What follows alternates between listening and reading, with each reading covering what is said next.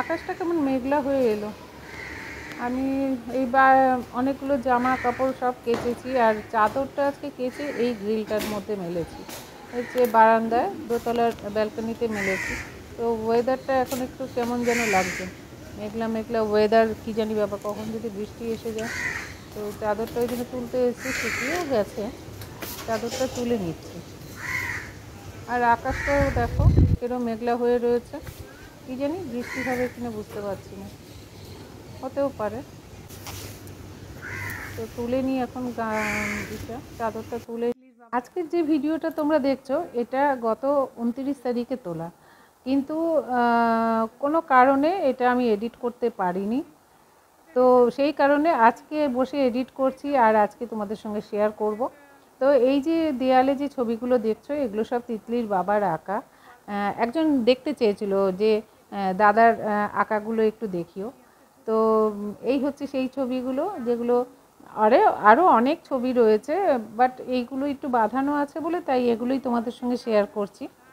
তো ওপরে যে ছবিটা দেখছো ওটা আমাদের বম্বে জগতের বিখ্যাত খলনায়ক প্রাণের ছবি। আর এই আর একটা ছবি, এটা গত বছর আঁকা হয়েছিল এই ছবিটা। এটা অনেকেই চেয়েছে এরকম ছবি এঁকে দিতে। হঠাৎ করেই আজকে আমার বন্ধুরা, তার মধ্যে একজন ফোন করে বললো যে চলো আজকেই বেরিয়ে পড়ি, ওয়েদার ঠিকঠাক আছে, এরপরে আরও কি রাস্তায় ঝামেলা টামেলা হতে পারে, কারণ সামনে ভোট আসছে, মিটিং মিছিল এইসবগুলো তো চলতেই থাকছে এখন। তো আজকের দিনটা একটু মনে হয় ঠিকঠাক আছে। তো চলো, দুপুরবেলা একটু ঘুমিয়েই পড়েছিলাম, শুয়েছিলাম চুপচাপ, তো কখন যে ঘুমিয়ে পড়েছি নিজেরও খেয়াল নেই। হঠাৎ আমাকে ডেকে দিল, ডেকে দেওয়ার পরে দেখি তখন 4:05 বাকি। খুব জলদি উঠে একদম তৈরি হয়ে গেছি, আজকে যাচ্ছি সেই সিনেমাটা দেখতে যেটা টিকিট ক্যান্সেল হয়েছিল। তো চলো সঙ্গে থাকো, দেখতে থাকো। সেদিনকে এসে নিয়ে যাবে ভেবেছিল, সবচেয়ে ভেবেছিল জোনাকি বোধহয় ওকে উড়িয়ে নিয়ে যাবে। আমার বলে কি অবস্থা ব্যাপার দেখেছো, ওই দুপুরবেলায় তুমি যখন ফোন করে ক্যান্সেল বললে তার একটু পরে বন্ধ হয়ে মানে চালু হলো, আর ঠিক আমাদের সিনেমার টাইমটা 3:30 না 4টা থেকে একদম আকাশটাও ক্লিন আর শুকনো, কিচ্ছু নেই, কোনো বৃষ্টি। আরে আমাকে এ বলছে যে তুমি গেলে না কেন, তুমি বেরোলে না কেন। এই দেখো তোমাদের সিনেমার টাইমটা তো পুরো ঠিক ছিল, কি হলো তোমাদের বলে বলে, আর বলে কি হবে, হয়নি হয়নি। হ্যাঁ যে আমার হাত আমার মাথার উপরে, আমার সঙ্গে গেলে তোমাদের কারোর কিচ্ছু হবে না। ওরে বাপরে, আমি এরপরে যত ঝড় আমাদের অমরনাথে যেতে হবে করে, কিচ্ছু হবে না। আরে বাবা, আমি যদি বলি তবে না। হ্যাঁ ও আচ্ছা, তোমরা আমাকে বললে তো হবে না। না না, আমিও জানতাম কি।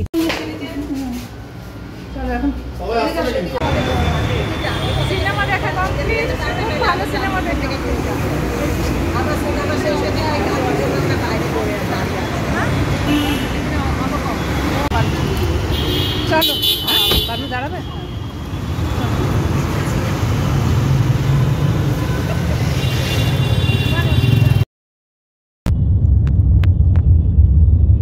সামাজিকতা অনেক কিছু থাকে, সমাজে থাকতে গেলে তো সেটাই মেনে চলতে হয়।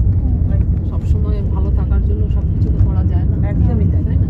তারপরে এজটাও তো দেখতে হবে না, সেটাই সবাই তো সবকিছু মানায় না না।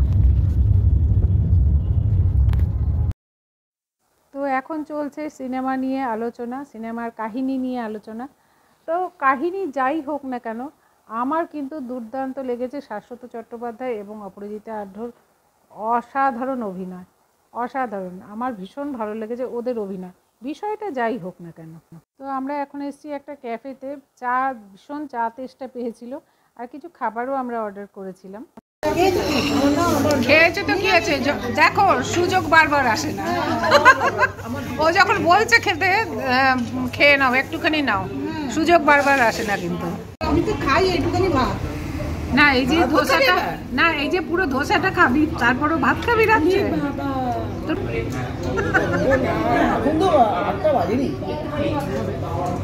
কটায় খাবি? 10টা। এই আমাদের এসে গেছে পাপড়ি চাট।